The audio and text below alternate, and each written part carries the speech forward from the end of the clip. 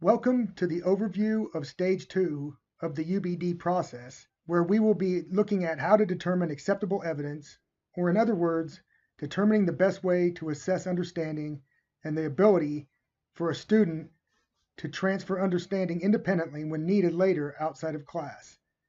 Those are our goals in Stage 2. It basically comes down to assessment and how we're going to assess. So let's go ahead and get started.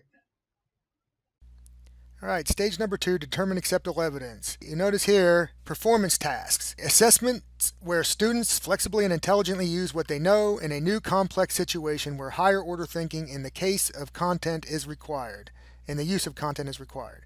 All right, so you look here, this is a performance task. How will students demonstrate their understanding?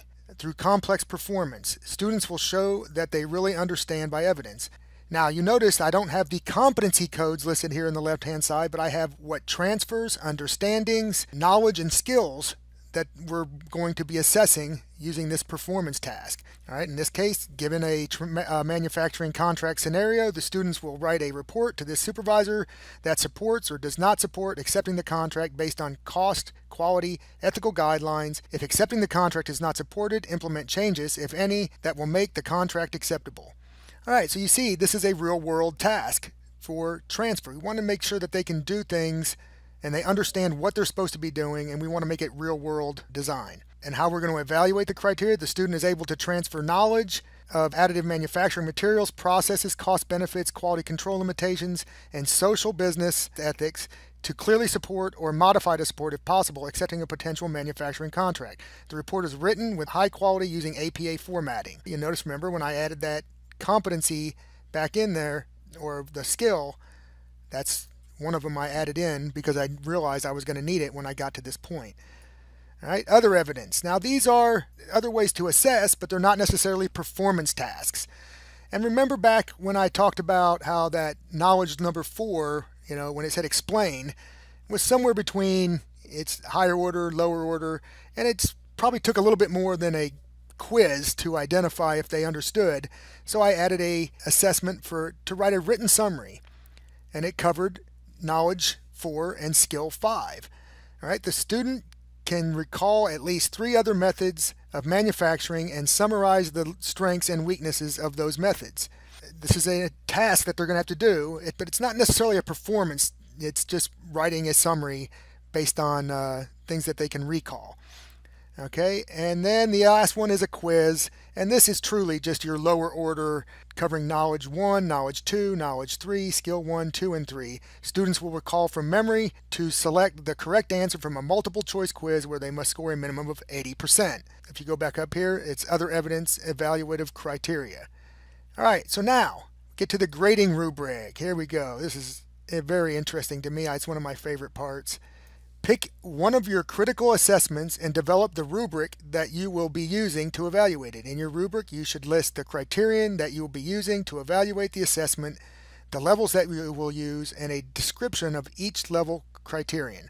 Now, this is not for your quiz or the written summary. This is for the performance task. And in this case, I only had one performance task, so I only have one grading rubric. Notice here the criterion, the column to the left.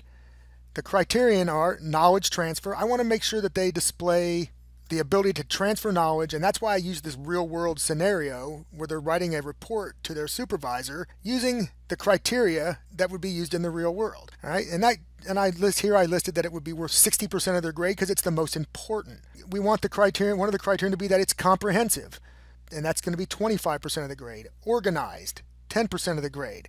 So we've covered the criterion. Now let's look at the levels of the criterion that we're going to use to grade. All right, so if you look under knowledge transfer, there's 4 levels. All right, and it covers all of them: knowledge, comprehension, organized.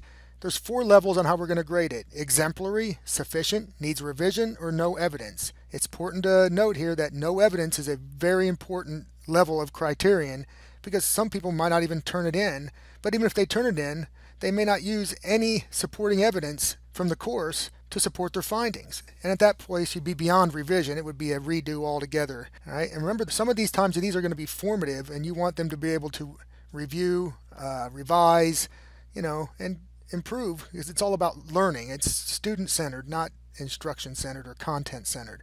It's not just a grade all the time, it's making sure they understand and they can improve on themselves.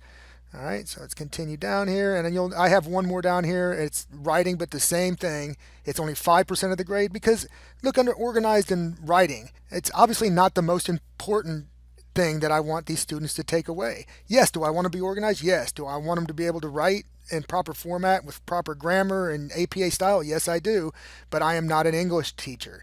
I'm here to teach them about additive manufacturing. So the most important in this case is the transfer of knowledge, and it's comprehensive, that it covers all the criterion that we taught on when they write this report. So that's that.